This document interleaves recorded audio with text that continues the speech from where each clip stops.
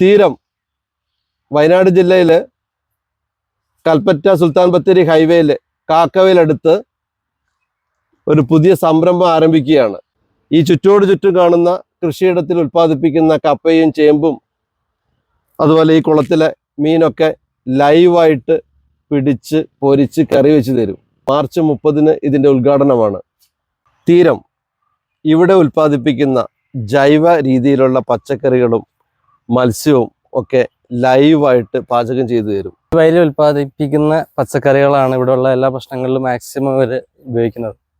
കുടപ്പനയുടെ ഓല കൊണ്ടാണ് ഉണ്ടാക്കിയിരിക്കുന്നത്. അപ്പോൾ നല്ല കൂളിംഗ് ആണ്. മൂത്ത പയറിന് വേറെ രുചിയാണ്, അച്ചിങ്ങപ്പയറിന് മറ്റൊരു രുചിയാണ്.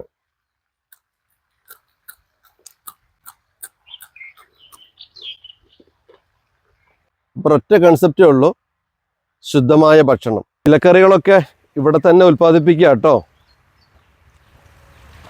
ചീരയൊക്കെ ഇതാ ബെഡിൽ റെഡിയായി വരുന്നുണ്ട്.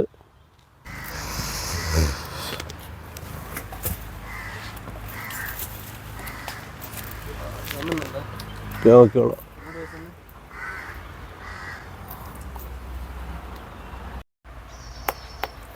ചക്കപ്പുഴുക്കടക്കം, ചക്കക്കുരു കറി അടക്കം ഉണ്ടാവും കേട്ടോ.